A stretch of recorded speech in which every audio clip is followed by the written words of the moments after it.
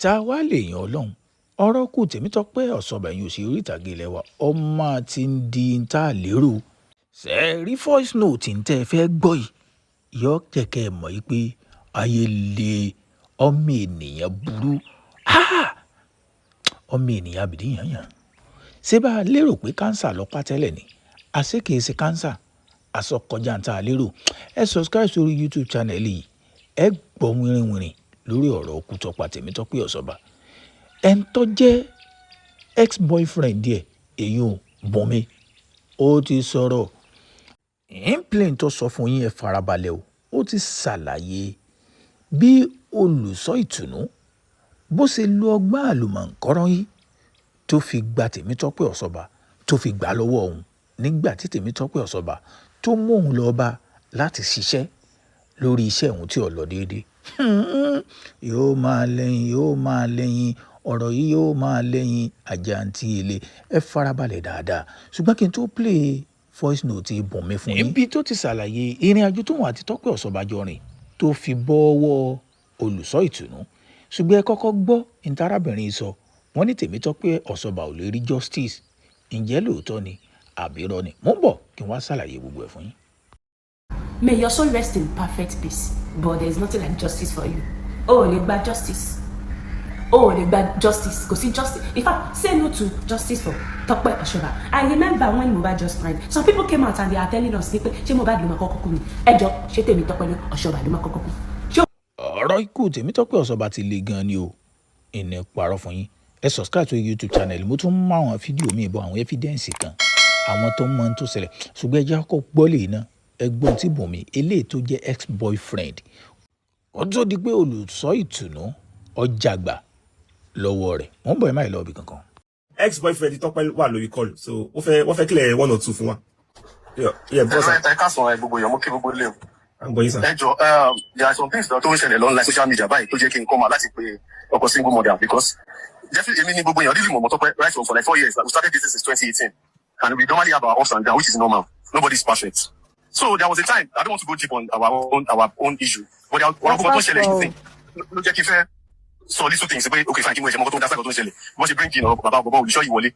There was a time, I think, early last year, I came from Abuja to Lagos. So Moshe Deko, me and Tọ́pẹ́ were together for like 3 weeks, so at least by the John 1 year, Abuja. So, of course, for me, I have a problem in Abuja, with my club issue and other one year. I put it in the Senecon. We are going to put the money last year, Kimba, Olusho Yesoro. We are going to pray for me and all that.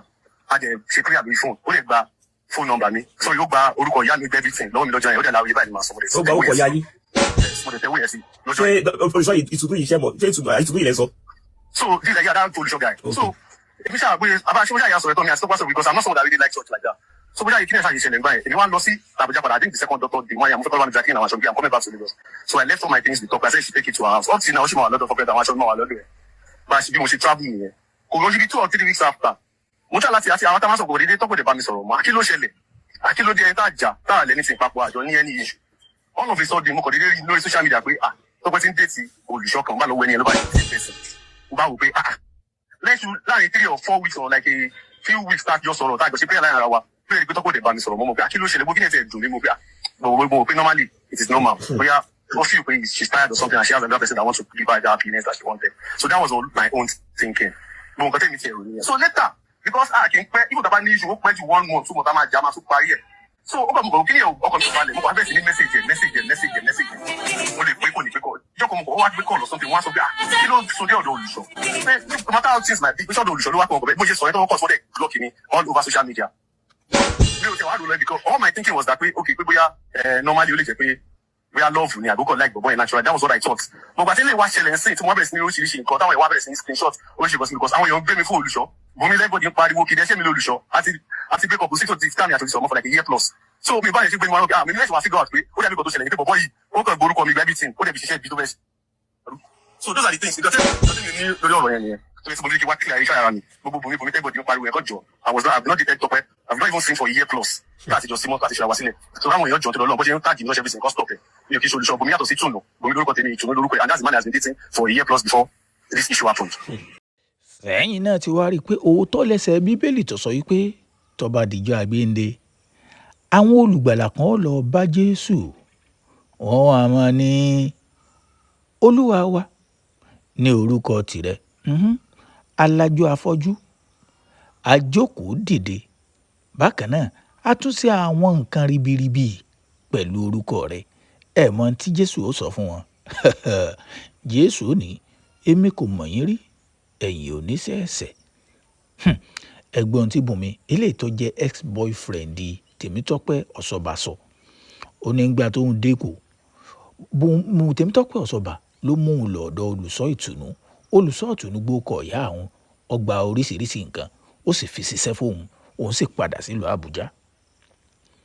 Àṣì olùṣọ́ ìtùnú gan ojú bàbá ti wà ojú bàbá ti wà lára Tèmítọ́pẹ́ Ọ̀ṣọ́bà. Ẹ sì mọ̀ pé arábìnrin ìfáyín lóòótọ́ o, olùṣọ́ tí ọba dúró dáadáa. Àṣẹ̀yìnwá àṣẹ̀yìnbọ̀ olóhùn kan rí i pé àwọn méjèèjì ti sọ ń ṣe wọléwọ̀de. Ṣé rí àwọn tí ọ̀rọ̀ yìí sojú wọn bó ṣe ṣẹlẹ̀ mo mú fídíò míì bọ̀ wá fún yín. Ẹ farabalẹ̀ subscribe sórí YouTube channel yìí. A jọ kẹ́kọ̀ọ́ lórí ọ̀rọ̀ ọkù Tèmítọ́pẹ́ Ọ̀ṣọ́bà torí wọ́n ní wọ́n ti fẹ́ sin lọ́jọ́ ọjọ́ Thursday. Ṣùgbọ́n àwọn kan tún sọ wípé kí wọ́n má ti sin látàrí pé wọ́n fẹ́ mọ irú ikú tó pa. Ṣé ẹ dẹ̀ mọ̀ yìí pé kété tí ìròyìn náà tó bọ́ sí kànnì ayélujára, àwọn kan sọ wípé kìí sojú lásán ni olùṣọ́ ìtùnú ló fi fẹ́ Tèmítọ́pẹ́ Ọ̀ṣọ́bà. Awo ò sí ń bẹ̀ ẹni táwọn ènìyàn ń sọ là ń sọ. Ẹ mọ̀ mú wa lóhùn. Ṣé ẹ sì mọ̀ yìí pé tá a bá ní ká fi ọ̀kan kéjì tá a fi èjì kẹta tó di mẹ́rin, ẹ̀yin náà gbọ́n tí ex-boyfriend eyín ẹ ti ń fẹ́ Tèmítọ́pẹ́ Ọ̀ṣọ́bà tẹ́lẹ̀tẹ́lẹ̀ kó tó di pé olùṣọ́ ìtùnú ọgbà lọ́wọ́ rẹ̀, ẹ gbọ́ nǹkan tó sọ. Tí túmọ̀ sí pé kò ṣeé ṣe kọjá pé òun àti olùṣọ́ ìtùnú ti ń fẹ́ra, tóun àti Bùnmi náà ti ń fẹ́ra kó tún wá mú Bùnmi lọ ọ̀dọ̀ olùṣọ́ ìtùnú pé kó bóun ṣiṣẹ́ fún un. Tí túmọ̀ sí pé lẹ́yìn ìgbà tí ó mú Bùnmi lọ sọ́dọ̀ olùṣọ́ ìtùnú, lẹ́yìn ìgbà náà lòun àti olùṣọ́ ìtùnú ní ẹ bẹ̀rẹ̀ sí í fẹ́ra. Mo rò pọ̀rọ̀ ń yé yín, gbogbo ẹ̀ ní ó yé yín pátápátá. Ẹ ṣáà farabalẹ̀ dáadáa, ẹ ṣe àfídíò eléyìí. Ṣé rí voice note tí mò ń mú bọ̀ yìí ọlágbára, òun gan ni ó ti wá yé yín pé ayé le inú èèyàn nìkan ni kéèyàn mọ̀ mọ́nú ẹnì kejì, pé èèyàn kan jẹ́ èèyàn Ọlọ́run tàbí ẹ̀ ń wò pé ẹni yìí kò lè ṣiṣẹ́ ẹbí, kò sí nǹkan tó jọmọ́ bẹ́ẹ̀ ní ayé tá a wà nísìn. Ẹ gbọ́ wìrìwìrì. Ṣùgbọ́n ìfẹ́ kí fídíò eléyìí ìfẹ́ kó gbà yín lákòókò pọ̀. Mo mú fídíò míì bọ̀ lórí àṣírí ńlá tó tú gangan, gbogbo bí ọ̀bẹ ṣe bẹ́, bí gbogbo ẹ̀ ṣe kún, bí wọ́n ṣe ṣe gbogbo ẹ̀ bọ́bẹ̀ ṣe bẹ́, tí wọ́n ṣe bẹ́. Ẹ wò ayé le ọmọ ènìyàn àbìdí yànyàn èèyàn ọmọ ẹ̀dá dámọ̀. Wọ́n ní pé inú ò ṣe é sí bí igbá ni, ìbá ṣe é sí bí igbá ni, ìbá rí inú mi ò. Àṣọ olórin tó kọrin, àṣọmọ tó ń sọ. Ẹ share fídíò, ẹ subscribe. Mo ń bọ̀ wá fún yín ní tí mò ń sọ.